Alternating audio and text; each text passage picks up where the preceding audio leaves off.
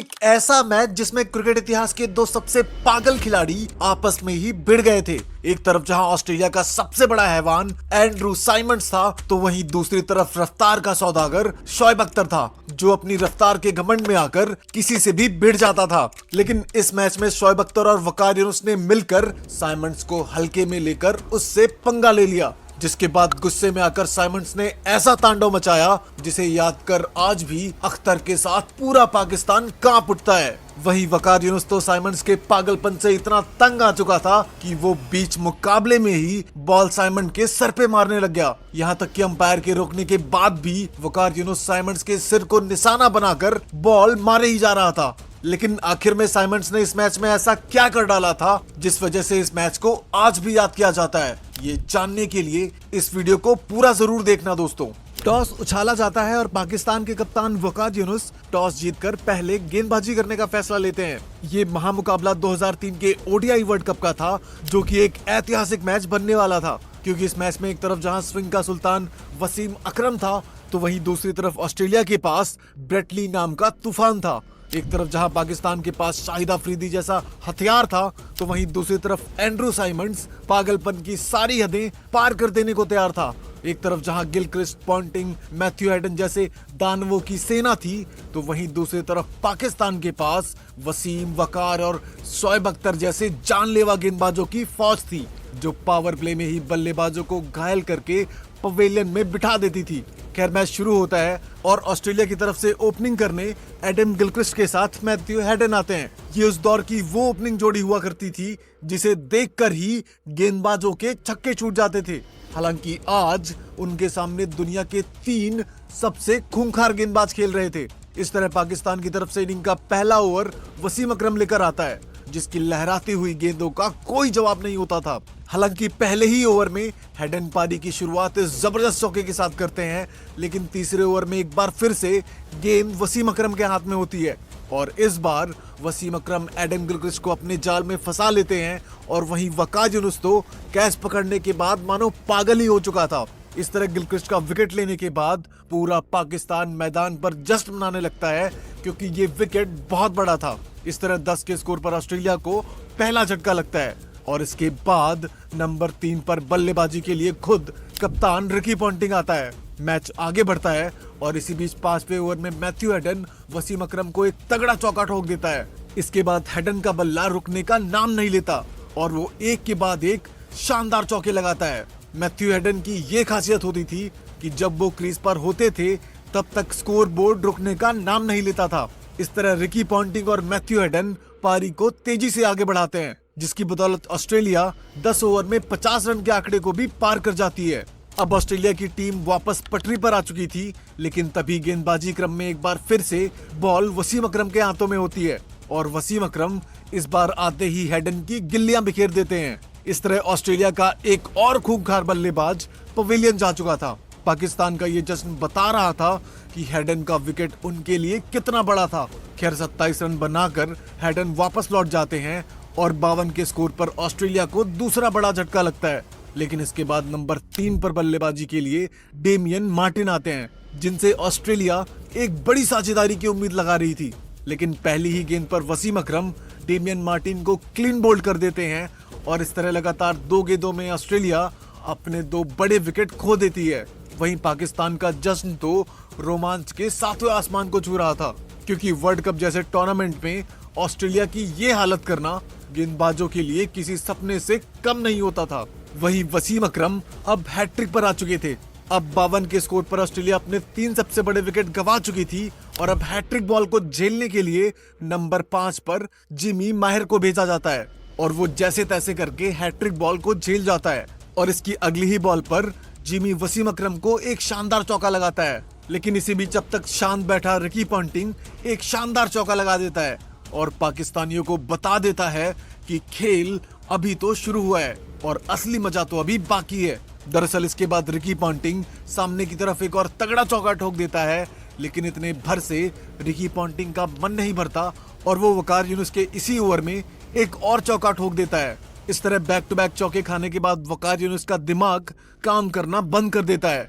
अब तक पाकिस्तानी गेंदबाज ऑस्ट्रेलिया पर पूरी तरह से हावी थे, लेकिन वो मैदान पर आने वाली आंधी से पूरी तरह से अनजान थे। इस तरह रिकी पॉन्टिंग अब क्रीज पर सेट हो चुका था और इसी बीच दर्शकों को रिकी पॉन्टिंग का फेमस फ्लिक शॉट भी देखने को मिलता है। इसके बाद अब रिकी पॉन्टिंग रुकने का नाम नहीं ले रहा था और हर ओवर में 3-4 चौके लगा रहा था।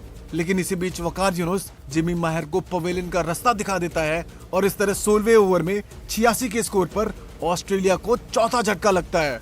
वहीं विकेट लेने के बाद वकार यूनुस और उसकी टीम ऐसे जश्न मना रही थी जैसे उन्होंने मानो अब पूरी की पूरी टीम को ही ऑल आउट कर दिया हो। लेकिन उनको क्या पता था कि इसके बाद क्रीज पर ऐसा बल्लेबाज आने वाला है जिसके तूफान में पूरा पाकिस्तान सूखे पत्तों की तरह उड़ने वाला है।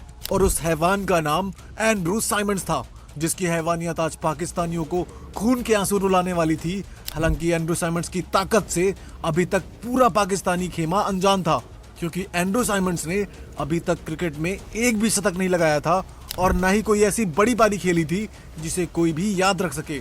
खैर, नंबर 6 पर बल्लेबाजी करने एंड्रू साइमंड मैदान पर आ चुका था और इसके बाद रिकी पॉन्टिंग और साइमंड्स मिलकर पारी को आगे बढ़ाते हैं। दरअसल 21वें ओवर में ऑस्ट्रेलिया 100 रन के आंकड़े को भी पार कर जाती है। वहीं रिकी पॉन्टिंग बीच बीच में शानदार चौके लगाते हैं और इसी बीच इस सिंगल के साथ रिकी पॉन्टिंग अपनी हाफ सेंचुरी भी पूरी कर लेते हैं।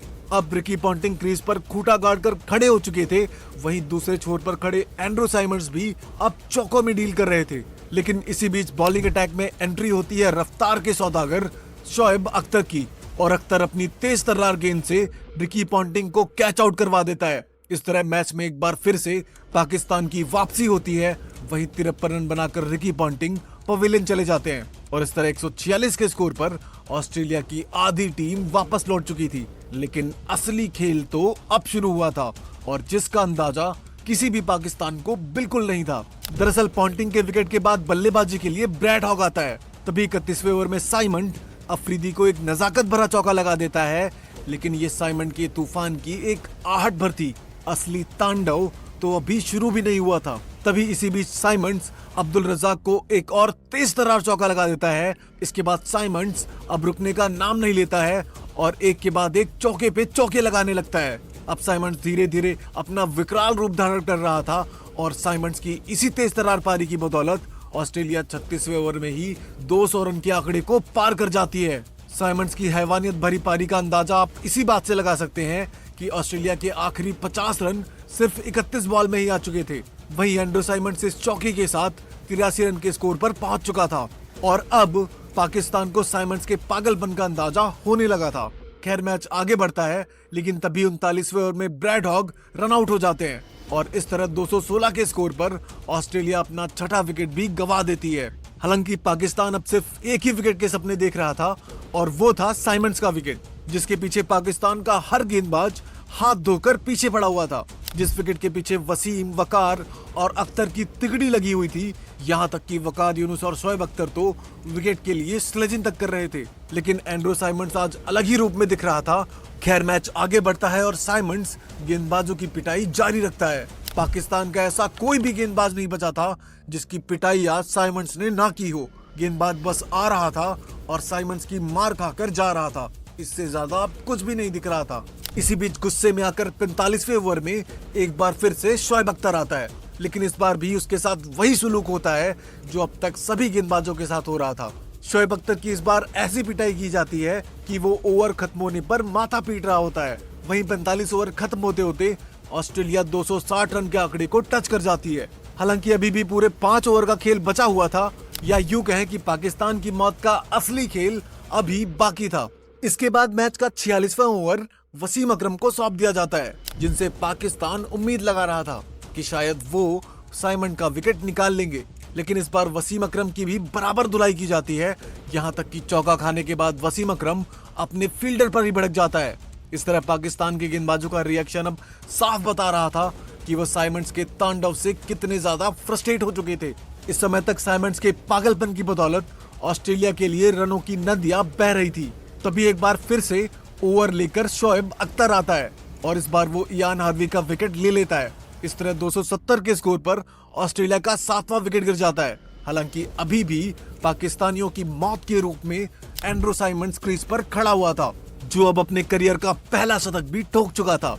यानी कि उसका सिर्फ एक ही मकसद था और वो था पाकिस्तानी गेंदबाजों की अंधाधुंध पिटाई। खैर इसके बाद इनिंग का 49वां ओवर लेकर वकार यूनुस आता है, जो अब तक एंड्रू साइमंड्स के पागलपन से इतना ज्यादा तंग आ चुका था कि उसने आते ही पहली बॉल साइमंड्स के सिर पर मारनी चाहिए ताकि साइमंड्स घायल होकर ग्राउंड ही छोड़ दे।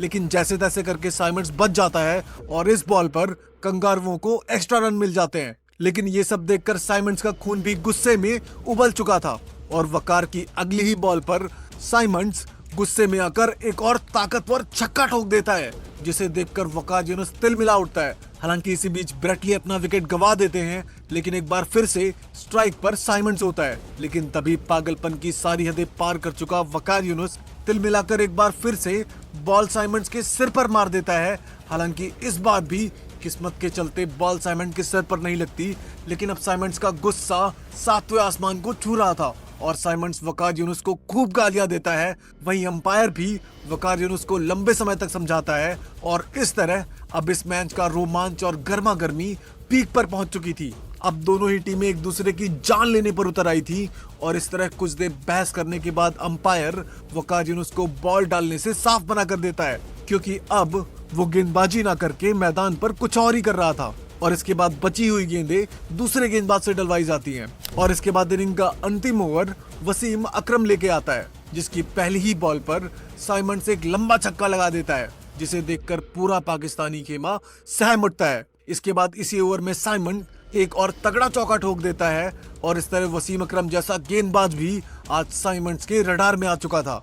अंतिम ओवर्स में वसीम अकरम जैसे गेंदबाज की पिटाई किसी भी पाकिस्तानी को हजम नहीं हो पा रही थी, लेकिन आज पूरा पाकिस्तान एंड्रू साइमंड्स के तांडव से भली भांति वाकिफ हो चुका था और इस तरह 50 ओवर्स में ऑस्ट्रेलिया 310 रन बना डालती है, वो भी उस दौर में जहां 50 ओवर में 250 रन भी एक बड़ा टारगेट होता था और उस टीम के खिलाफ जिसमें दुनिया के 3 सबसे घातक गेंदबाज एक साथ खेलते थे। इन गेंदबाजों के सामने जहां दुनिया की बड़ी से बड़ी टीमें 200 रन भी नहीं बना पाती थी, वहीं आज एंड्रू साइमंड्स ने उसी टीम और उन्हीं गेंदबाजों के सामने नाबाद 143 रन ठोक डाले थे। ऑस्ट्रेलिया की बल्लेबाजी का सारा स्कोर आप इस स्कोर कार्ड में देख सकते हैं और अब पाकिस्तान को ये मैच जीतने के लिए 50 ओवर में 311 रन चेज करने थे। ये टारगेट उस जमाने के हिसाब से नामुमकिन जरूर दिख रहा था, लेकिन उस समय पाकिस्तान की टीम में भी एक से बढ़कर एक दिग्गज बल्लेबाज हुआ करते थे, जिनमें शाहिद अफरीदी, इंजमाम उल हक, मोहम्मद यूसुफ और अब्दुल रज्जाक जैसे नाम शामिल थे। यानी मैच में अब रोमांच और गर्मा गर्मी बढ़ने वाली थी। इस तरह 310 रनों के जवाब में पाकिस्तान की जवाबी कार्रवाई शुरू होती है और पाकिस्तान की तरफ से ओपनिंग करने के लिए तौफीक उमर के साथ शाहिद अफरीदी आता है। वहीं ऑस्ट्रेलिया की बॉलिंग अटैक में ब्रेटली और ग्लेन मैग्रथ जैसे जानलेवा गेंदबाज थे। इसी बीच मैच शुरू होता है और पाकिस्तान की शुरुआत बेहद ही धीमी होती है। हालांकि चौथे ओवर में तौफीक उमर एक चौका जरूर लगाता है, लेकिन इसी ओवर की आखिरी बॉल पर जेसन गिलेस्पी शाहिद अफरीदी को पवेलियन का रास्ता दिखा देते हैं। इस तरह 9 के स्कोर पर ही पाकिस्तान को पहला झटका लगता है। दरअसल 4 ओवर खत्म हो चुके थे और पाकिस्तान अभी भी सिर्फ 9 रन तक ही पहुंच पाया था। इसके बाद नंबर 3 पर बल्लेबाजी करने के लिए सलीम इलाही आता है।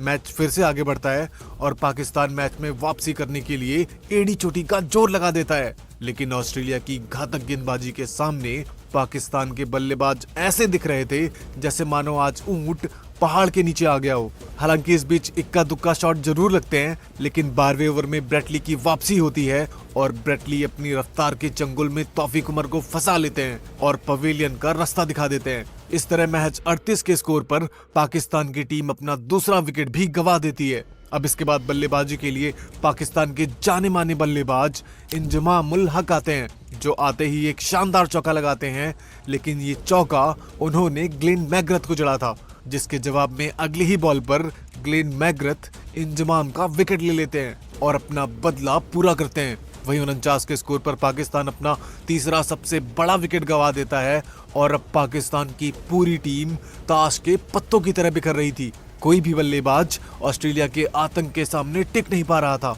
तभी इसके बाद बल्लेबाजी के लिए मोहम्मद यूसुफ आता है, जो आते ही ग्लेन मैग्रथ को एक चौका ठोक देता है। इसी के साथ पाकिस्तान जैसे तैसे करके 15 ओवर में 50 रन के आंकड़े को छू लेती है और अब इसके बाद मोहम्मद यूसुफ और सलीम इलाही मिलकर कुछ शानदार चौके लगाते हैं और स्कोर बोर्ड को तेजी से आगे बढ़ाते हैं। जिसकी बदौलत पाकिस्तान 19 ओवर में 81 रन स्कोरबोर्ड पर टांग देता है। लेकिन तभी गेंदबाजी करने इयान हार्वी आता है और आते ही सलीम इलाही को ब्रेडली के हाथों कैच करवाकर पाकिस्तान की उम्मीदों पर पानी फेर देता है। इस तरह 81 के स्कोर पर पाकिस्तान को चौथा झटका लगता है और अब पाकिस्तान की बची हुई उम्मीदों पर भी पानी फिर चुका था। इसके बाद आता है यूनुस खान, जो मोहम्मद यूसुफ के साथ मिलकर विकेट बचाने के लिए अपनी पूरी ताकत लगा देता है।